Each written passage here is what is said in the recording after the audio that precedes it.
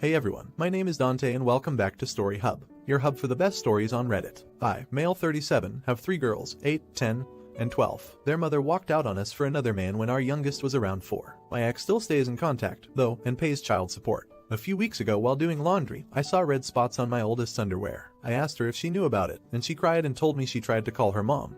But my ex didn't call back. She'd been stuffing toilet paper in her underwear, hoping that would work. I explained to her that periods are nothing to be ashamed of, and found some great resources online for us to review together. I took her to the store to pick out brands of feminine products she wanted to use. She picked Playtex Sport because she's a gymnast. After we were done, I decided I should do the same thing with my other 2. My 12-year-old volunteered to be part of preparing them, and we made a whole night of it. It was wonderful, and I learned a lot. I even learned what a menstrual cup is, and how they benefit the environment. The other day, my ex called back. I'll usually arrange a video chat and leave the room so they can have some alone time, and when they're done chatting, I'll come back and to talk about boring co-parenting stuff like school, bills, etc. This last time, my ex was furious with me for talking about periods with the girls. She shouted at me that I was sick and perverted. Why didn't I call her myself if I knew it was so urgent? I could have called one of their grandmas, aunts, but my mom has dementia, while her mom and sisters call me a loser because I teach kindergarten, so I'm not fond of them. My ex told me I was being immature and should have just toughed it out for the girls. This really pissed me off, so I shouted back that maybe if she wasn't such a deadbeat and answered her goddamn phone once in a while, she could have handled this. I brought up everything she does that hurts them. She hasn't been to a single soccer game, piano recital, or gymnastics meet in 2 years. Every other weekend when they come home from her house, they go straight to their rooms, only to emerge hours later asking me why she loves her new husband more than them, and what did they do to make her leave. My ex responded by saying I should tell them it's not their fault I couldn't satisfy her, and I screamed fuck you, and she just smirked and pointed behind me, saying look what you did. When I turned around, my 8-year-old and 10-year-old were standing in the doorway crying. It broke my heart. I never shout, so I know I scared them. My 12-year-old stormed in and started screaming at her mom, and while I appreciate her sticking up for me, this is not a battle I want her fighting. My ex hung up before I could fully de-escalate the situation, and let's just say the girls have been given free reign of the ice cream and limitless hours of video games, because I feel so bad. I even watched all the Twilight movies with them, so don't say I don't love them. But in this instance, am I the idiot for shouting? Not an idiot. Have you considered they were crying because of how you were treated rather than the fact you lost your temper? It's easy to assume the worst. Children are more observant than we give them credit for. That your daughter defended you right away pretty much makes it impossible to consider you an idiot. Looking at it from a pure logic standpoint, isn't it better they learn not to expect anything from their mom early in life? Certainly, you shouldn't have lost your temper in front of children, but no one is perfect, especially when someone is calling you perverted for being a great single dad. You also had no idea they were there listening so closely. Honestly, you are way too hard on yourself to even think you needed to post here. Not an idiot. I'm disturbed that your ex-wife thinks it's not your place to talk about menstruation with your own kids. So I'm glad you broke that toxic thought process with your own kids. Good luck. Your ex-wife sounds like the devil that wanted to push your buttons to let your kids see you get heated sometimes. She's toxic, and I'm glad your kids have a chance at life with a good parent. Not an idiot. Okay, you should maybe have stopped the conversation when you found it getting out of hand. But she knew exactly what she was doing. She saw the kids behind you and didn't warn you, deliberately, so she is equally responsible for exposing them to the shouting. She sounds like a terrible mother and you sound like a great dad. There is absolutely nothing wrong with a dad talking to daughters about their body, as long as they are comfortable with the conversation. My dear old dad had 3 daughters only a year apart, and we all ended up syncing our periods. He knew exactly what each of us preferred and every month would leave a big bag of sanitary products and chocolate bars in our rooms. Now for the next story. Am I the idiot for ruining both my parents' marriages for disowning me? I am the byproduct of my parents' extramarital affair. Both of them had spouses at the time. My birth mother got pregnant and had to tell her husband as he was overseas when I was conceived, so there was no way I was his. A few months after I was born, they decided not to divorce. I was given to my grandparents on my mother's side to raise, with my birth father secretly paying child support without his wife's knowledge. Both my parents had other children. My dad's side knows nothing about me, but my siblings on my mom's side were told that I am adopted by my grandparents. Recently I decided that I wanted to know more about my dad's family, and I sent a friend's request to one of my siblings and my dad so I could get to know him. Well, he freaked out and contacted my birth mom, and they asked to speak to me over Skype.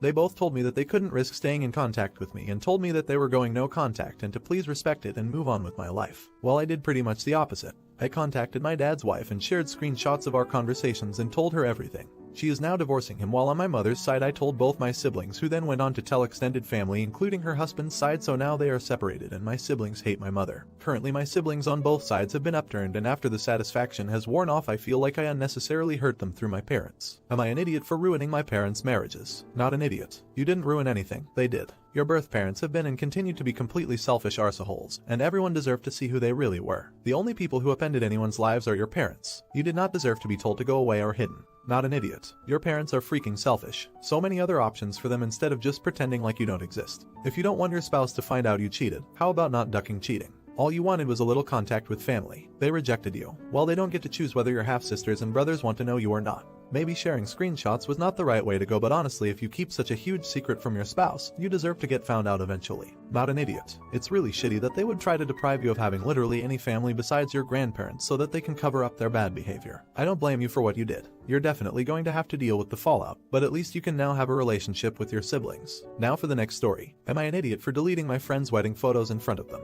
I'm not really a photographer, I'm a dog groomer. I take lots of photos of dogs all day to put on my Facebook and Instagram. It's my thing, if that makes sense. A cut and a photo with every appointment. I very seldom shoot things other than dogs, even if I have a nice setup. A friend got married a few days ago and, wanting to save money, asked if I'd shoot it for them. I told him it's not really my forte, but he convinced me by saying he didn't care if they were perfect. They were on a shoestring budget and I agreed to shoot it for $250, which is nothing for a 10-hour event. On the day of, I'm driving around following the bride as she goes from appointment to appointment before the ceremony, taking photos along the way. I shoot the ceremony itself, and during the reception I'm shooting speeches and people mingling. I started around 11 a.m. and was due to finish around 7:30 p.m. Around 5 p.m., food was being served and I was told I cannot stop to eat because I need to be a photographer. In fact, they didn't save me a spot at any table. I'm getting tired and at this point kinda regretting doing this for next to nothing. It's also unbelievably hot. The venue is in an old Veterans Legion and it's like female 110, and there's no AC. I told the groom I need to take off for 20 minutes to get something to eat and drink. There's no open bar or anything. I can't even get water and my 2 water bottles are long empty. He tells me I need to either be a photographer or leave without pay. With the heat, being hungry, being generally annoyed at the circumstances, I asked if he was sure, and he said yes. So I deleted all the photos I took in front of him and took off, saying I'm not his photographer anymore. If I was to be paid $250, honestly at that point I would have paid $250 just for a glass of cold water and somewhere to sit for 5 minutes. Was I an idiot? They went right on their honeymoon and they've all been off of social media, but a lot of people have been posting on their wall asking about photos with 0 responses. Not an idiot. They took you off the guest list for this without mentioning it to you in advance. You went in with the expectation of $250 to take high quality pictures, while also being a guest at their event, including a place to sit, eat and drink, and realistically, you did nothing but follow the groom's suggestion. Either continue being a photographer or forfeit your $250. What did the groom think that entailed? He would get all that work for free, play stupid games and win stupid prizes. I would seriously reconsider this friendship. Everyone sucks here. This is one of those times where this sub needs the justified R rating. Was what you did shitty and petty? Absolutely. And it's a general rule of thumb to never make big decisions when you're grieving or hangry. But damn, these friends of yours were terrible. Complete cheapskate Oz, and the groom was a groomzilla. There is no pass for how they treated you. But again, your behavior was justified, but still all behavior. I wouldn't have deleted the photos. They are someone's wedding photos. So at the very least I would have given them a second chance before deleting them. I would have said, okay, I'm done for the night since you won't let me take a break. You want your photos. The charge is now $500 since you didn't provide me with gas, food, water, or a food break. If you don't pay the $500, I'm deleting the photos.